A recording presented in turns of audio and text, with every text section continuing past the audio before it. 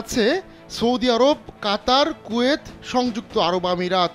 কিন্তু গাজায় ফিলিস্তিনিদের উপর ইসরায়েলি হামলায় চুপ থাকেনি বাংলাদেশ। বাঘের মতো গর্জে উঠেছে, রাস্তায় নেমে প্রতিবাদ জানিয়েছে লাখ লাখ মানুষ। বাংলাদেশিদের এমন আবেগ অনুভূতি নাড়িয়ে দেয় পুরো ইসরায়েলকেও। দেশটির গণমাধ্যমে ঝড় তোলে বাংলাদেশের প্রতিবাদের সেই সমুদ্র। এবার আরও একবার ইসরায়েলের ভিতে কাঁপন ধরিয়েছে ঢাকা।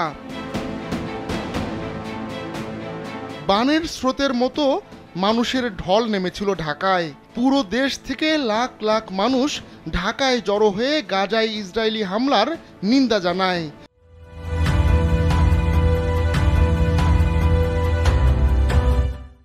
শনিবার ঢাকায় লাখ লাখ মানুষের এমন সমাবেশের পর ইসরায়েলে নতুন করে উচ্চারিত হতে থাকে বাংলাদেশের নাম। সেই রেশ কাটতে না কাটতেই এবার নতুন আরেক কাণ্ড ঘটিয়ে দিল ঢাকা। তাতে আবারও ইসরায়েলি গণমাধ্যমে উঠে এলো বাংলাদেশের নাম। বাংলাদেশি পাসপোর্ট ব্যবহার করে কারোরই ইসরায়েলে যাওয়ার অনুমতি ছিল না। দীর্ঘদিন ধরে বাংলাদেশের পাসপোর্টে এক্সেপ্ট ইসরায়েল এমন বাক্যাংশ লেখা থাকলেও 2020 সালে তা তুলে দেয় তৎকালীন আওয়ামী লীগ সরকার। তবে প্রায় 4 বছর পর এক্সেপ্ট ইসরায়েল বাক্যাংশটি পাসপোর্টে ফিরিয়ে এনেছে বাংলাদেশের অন্তর্বর্তী সরকার।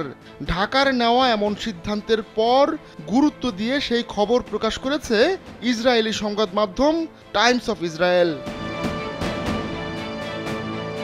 প্রতিবেদনে বলা হয়, বাংলাদেশ এক্সেপ্ট ইসরায়েল শব্দযুগল তাদের পাসপোর্টে পুনর্বহাল করেছে। এর মাধ্যমে ইসরায়েলে যেন কোনো বাংলাদেশি যেতে না পারেন তা নিশ্চিত করা হয়েছে। মুসলিম সংখ্যাগরিষ্ঠ বাংলাদেশে ইসরায়েল একটি স্পর্শকাতর ইস্যু। দেশটি ইসরায়েলকে কোনো স্বীকৃতি দেয় না বলেও ওই প্রতিবেদনে উল্লেখ করা হয়েছে। ইসরায়েল ছাড়া অন্য সব দেশে প্রবেশ বৈধ এমন কথা বাংলাদেশের পাসপোর্টে কয়েক দশক ধরেই ছিল। কিন্তু ক্ষমতাচ্যুত সাবেক প্রধানমন্ত্রী শেখ হাসিনার এই বাক্যাংশটি বাদ দেওয়া হয়। গেল সপ্তাহেই পাসপোর্টে ইসরায়েল ব্যতীত শব্দগুলো পুনর্বহালে সংশ্লিষ্ট কর্তৃপক্ষকে নির্দেশ দেওয়া হয়। উপসচিব নীলিমা আফরোজের সই করা একটি প্রজ্ঞাপন থেকে এ তথ্য জানা যায়। গেল 7 এপ্রিল স্বাক্ষরিত ওই আদেশে বলা হয়, উপযুক্ত বিষয়ের পরিপ্রেক্ষিতে যথাযথ প্রক্রিয়া অবলম্বন করে পূর্বের ন্যায় বাংলাদেশি পাসপোর্টে ইসরায়েল ব্যতীত শর্ত পুনর্বহালের প্রয়োজনীয় ব্যবস্থা গ্রহণের জন্য নির্দেশক্রমে অনুরোধ করা হলো। আহমদুল্লাহ শিকদার, কালবেলা।